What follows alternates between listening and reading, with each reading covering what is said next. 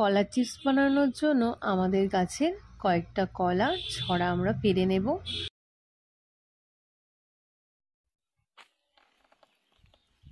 মোটামুটি এতগুলো কলা আমরা পেরে নিয়েছি। এরকম ঝুরঝুরি আর ক্রিপসি কলার চিপস বাড়িতে বানাতে চাও? দেখো কতটা ক্রিপসি হয়েছে, একদম ভেঙে যাচ্ছে। তো এমন ক্রিপসি কলার চিপস বানানোর জন্য আমাদের ভিডিওটা কিন্তু পুরোটা দেখতে হবে। কিভাবে রান্না করলে চিপসগুলো আরও মুচমুচে হবে বা তোমরা স্টোর করে রেখে দিতে পারবে, সেই সব কিছুই এই ভিডিওর মধ্যে বলা আছে। তো পুরো ভিডিওটা দেখতে থাকো। কলাগুলো ভালো করে ধুয়ে নিই।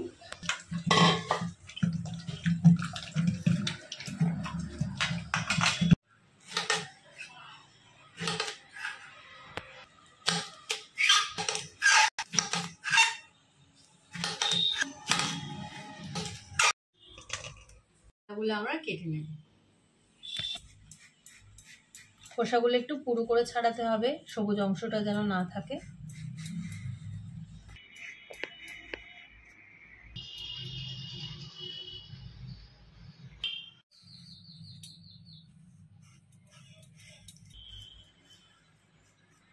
এরকম পাতলা পাতলা করে মানে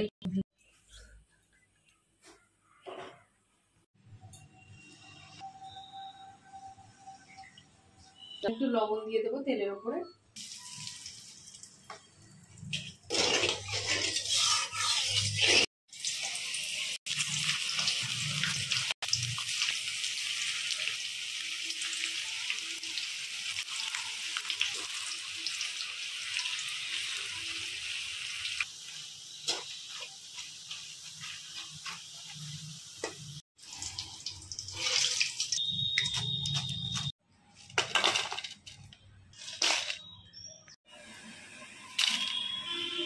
কলার চিপসটা দুরকম ভাবে হয়।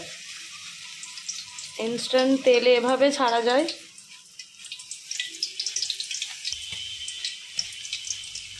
ইনস্ট্যান্ট তেলের ওপরে ছাড়লে কি হবে, কলাগুলো কালো হয়ে যাবে না, তাই তো? আর কেটে করলে কলাটা কেমন একটু কালো হয়ে যায়।